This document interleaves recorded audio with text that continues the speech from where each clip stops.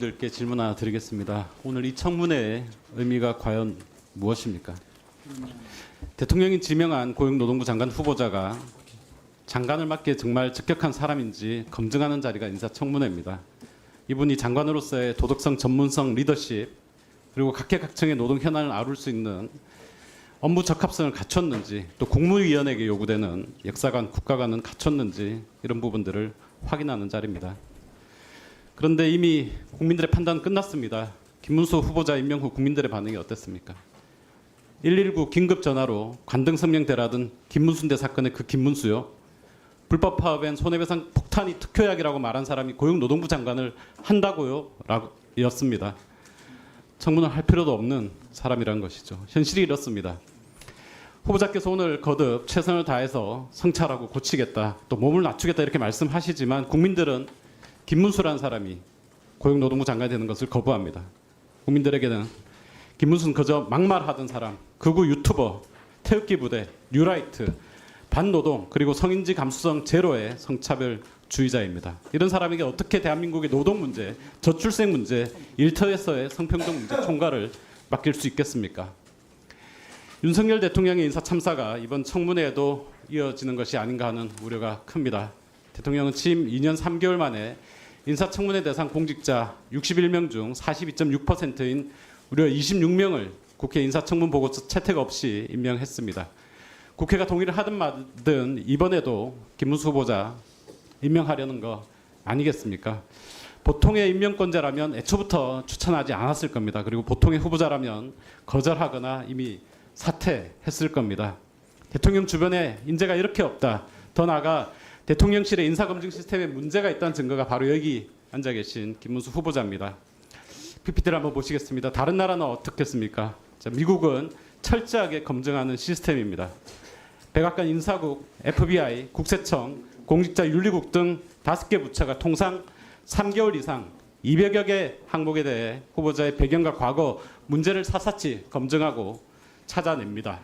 보시는 것처럼 알코올 남용, 마약 사용, 의료 등의 기록도 있습니다. 제가 그냥 의료 기록 자료 달라고 말씀드린 게 아닙니다. 또 의회가 백악관이 가진 인사검증 자료를 요구하면 반드시 제출해야 됩니다. 부실 검증을 제도적으로 막는 거죠.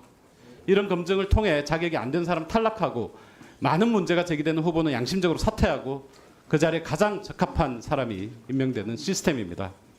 반면 우리는 어떻습니까? 대통령실이 검증을 주도하면서 대통령의 의중만 반영되는 하향식 인사 시스템입니다.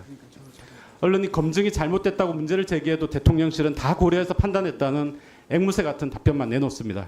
국회가 이 사람은 아니라고 판단해도 그냥 임명하는 무대뽀식 인사, 눈 가리고 아웅식 인사입니다.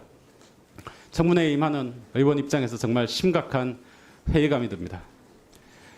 윤석열 대통령의 김문수 후보자 지명에 대해 저는 일부 여당 의원님들조차 반대한다라는 얘기를 들은 바 있습니다. 또 윤석열 대통령은 왜 국민의힘 사람이 아닌 자유통일당 전 당대표 김문수 후보자를 장관 후보로 지명했는지도 매우 미스터리한 일이 아닐 수 없습니다. 김문수 후보자 2020년 1월 자유통일당 대표 수락연설에서 우리 태극기 부대만이 대한민국을 적화통일로부터 막을 수 있다라고 말했습니다. 그리고 청문회 서면 질의에 대한 답변서에서는 자유통일당은 국민의힘과 정치적 지향이 다르지 않다고 답변했습니다. 지금도 같은 생각이십니까? 예, 뭐 같은 생각입니다. 자유통일당의 정강 정책 한번 보시겠습니다. 김정은 노동당 정권을 신속히 해체시키고 북한 동포를 구출한다. 반주사파법 제정하여 주사파 세력들과 그들이 만든 주사파 촛불 문화를 척결하고 정교조와 민노총을 해산한다. 상속세와 부유세를 폐지한다입니다. 후보자, 민노총 정교조 여전히 해산해야 한다고 생각하고 있습니까? 뭐 해산을 하는 것은 어렵기도 하고 또 저 합법적인 노조에 대해서는 헌법과 노동법의 보호를 받는다고 생각합니다. 예, 당대표 시절하고는 생각이 좀 달라졌다라는 말씀이시네요. 자, 국민의힘 당원분들께서 과연 후보자가 얘기하신 것처럼 자유통일당과 국민의힘과 정치적 지향이 같다라는 생각에 동의하실지 정말 의문입니다. 또 궁금한 게 있습니다. 지금 김문수 후보자 정치적 지향이 국민의힘에 가깝습니까? 아니면 자유통일당에 가깝습니까? 자유통일당은 해산되고 없습니다. 네, 해산됐는데 당시의 정강 정책이 홈페이지에 남아있죠. 어느 쪽에 가깝습니까? 저는 뭐 국민의힘을 오랫동안 한 사람이기 때문에 국민의힘하고 자유통일당하고 완전히 다르다 이렇게 보지 않고 국민의힘과 같이 활동한 게 많습니다. 자, 아까도 나왔었는데요. 죄 없는 박근혜 대통령 잡아놓은 뻘건 윤석열 검찰총장이라고 했던 윤석열 대통령이 후보자 지금 지명한 거죠. 윤석열 대통령이 후보자를 장관 후보로 지명한 이유가 뭐라고 생각하시죠? 그건 대통령실에서 발표한 공식적으로 발표된 것 외에는 저는 다른 것은 잘 모르고 있습니다. 네, 민주노총에 대해서는 경찰 두들겨 패는 폭동분자라고도 얘기를 했었고 이번 서면 답변서에서는 경사노위 위원장으로서 사회적 대화에 참여시키기 위해 노력했다 이렇게 답변했는데 어느 쪽이 본인의 진짜 생각이세요? 저는 나름대로 사회적 대화를 위해서 노력을 했다고 생각합니다. 이번 청문회 한마디로 국민들이 원하지 않는 자격 없는 후보를 임명한 대통령 그리고 자신을 돌아보지 못하는 생각 없는 후보자의 막장 콜라보라고 생각을 합니다. 요구한 자료 제출하지 않고 청문회 하루만 버티자는 식의 비협조적인 태도를 보이면서 왜 장관을 하려는 것인지 이해를 할 수 없습니다.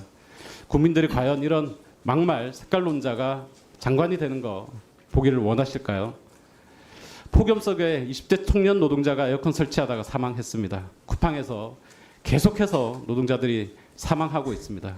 대유 위니아의 임금 체불액이 1,000억이 넘습니다.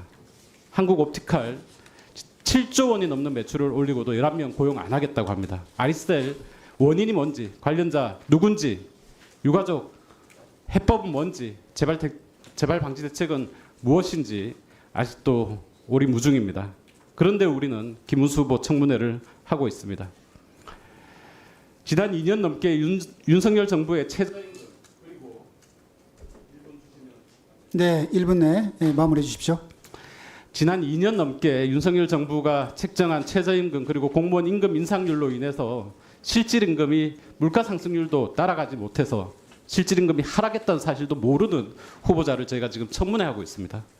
극우 태극기 부대 뉴라이트 심지어 반노동의 대명사인 후보자를 노동부 장관 후보로 인사청문회하는 것은 정말 시간 낭비고 국력 낭비입니다. 조금 전 후보자의 40년 전, 30년 전, 20년 전의 삶에 대해서 다른 의원께서 말씀을 하셨습니다. 좋게 기억하시는 분들이 계십니다. 전태일의 친구들이 있습니다. 노동의 동지들이 있죠. 지지했던 정치적 동지들이 계실 겁니다. 근데 그분들께 좋은 기억만 남기고 이제 물러나시는 게 옳지 않겠습니까? 답해 보시죠. 물러갈 생각이 전혀 없습니다. 이상입니다. 네, 질의